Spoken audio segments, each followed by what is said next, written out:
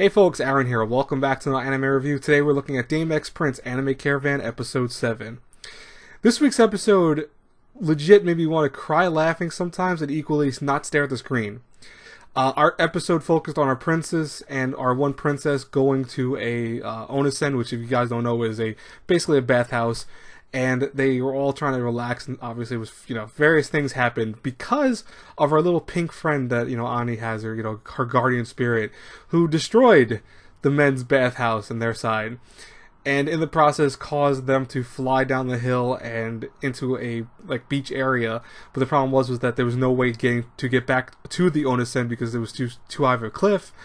And thus they had to go through the town, now buck naked.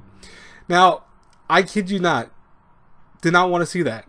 Did not want to see that at all. Luckily, they kept the, I want to say, fan service for fangirls, I guess high enough for them to love it, but for us normal dudes watching it, or, just people that don't want to see anime dudes naked, they kept it at a minimal, which I was happy about. Listen, again, I understand it's a reverse harem. It's not really geared for guys, so you're not gonna see the same stuff like a harem that, have half girls, half naked and stuff like that. And guess what? I completely understand because girls sometimes hate that about harems, which is, it's understandable.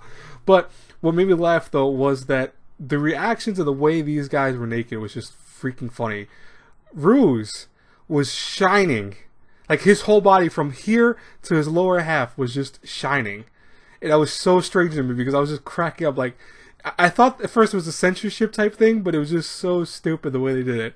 Narek was like, I embraced my beauty. He was, all happy about being naked. Mare was a little bit more of a shy, obviously. He wasn't super shy, surprisingly. I'm a little baffled he wasn't hiding himself more often, but he was, semi-okay with it.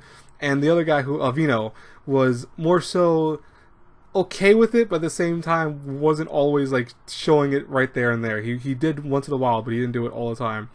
I also love for the fact that Riot, by the way, even though he's not a prince, was there too, and he was naked, but he had his giant sword on his back. Like, that dude never gets rid of his sword. I think that's just comical. That no matter what, he's always got that giant broadsword in his back.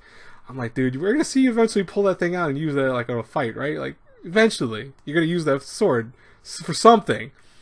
But them going through the town, these princesses going through, actually princesses, yeah, I said it right.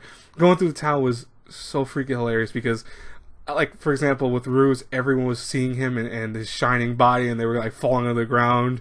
The one time that Vino went up to someone and posed and said, "Hey, do you know where this is?" And the girl just immediately ran away because she saw him, buck naked.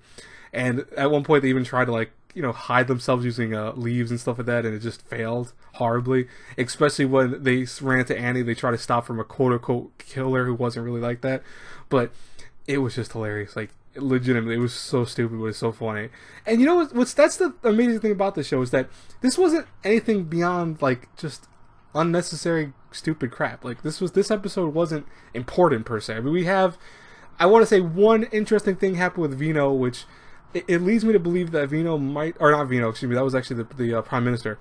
I always get the Prime Minister and Vino look very similar to me, so I apologize for that. But the Prime Minister was meeting with someone at the very end of the episode, and I'm like, I feel like he's going to try to usurp power and kind of call it a coup d'etat. But I'm like, why would you do that? That's messed up. I thought you loved Ruse. Are you going to do that with some other nation, maybe? Very curious about that. Anyways, though, this episode was very simple. I can't really go into any more detail with it. It was just funny, silly. It worked for what it did, and I enjoyed it. What did you guys think about the episode? I would love to hear from the comments below. As always, guys and girls, if you like this review, please think about hitting the like button, subscribe to the channel if you're not already, and I shall talk to you guys later. God bless you all. Have a great day, everyone. Bye-bye.